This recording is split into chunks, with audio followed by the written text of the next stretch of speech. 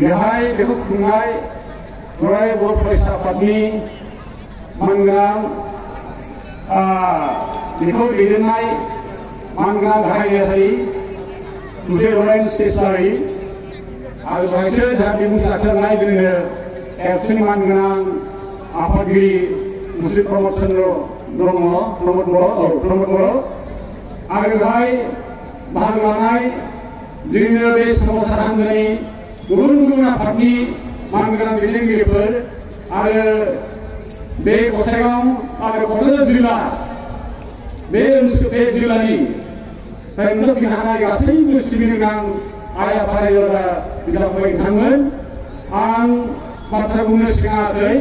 दोंसे खन्थाइसो आं आवरायनो सानदों दा बेखिनि सुजुगखौ होनायनि थाखाय आङो मानगोनां दैदेनगिरि बिथांमोननिसिम आंनि गोसो गोरबोनि सिबिनायखौ आरो मानखौ जासिबाय। बे खन्थाइनि मुङा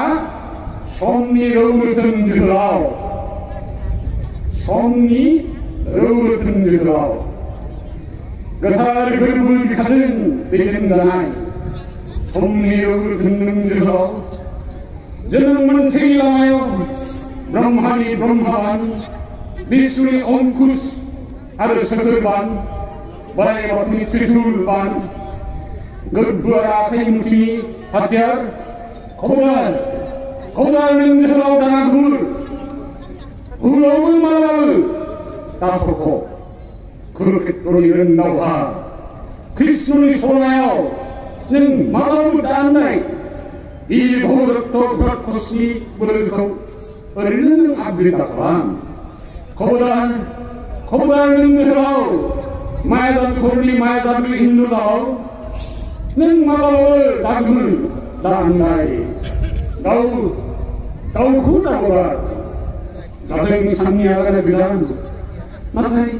बै अराय गोजोन सोरांसारा नोंखौनो नेनाय दं जोहोलाव नों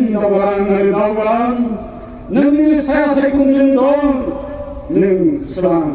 आरो होसोनां जोहोलाव गोजोन्थों।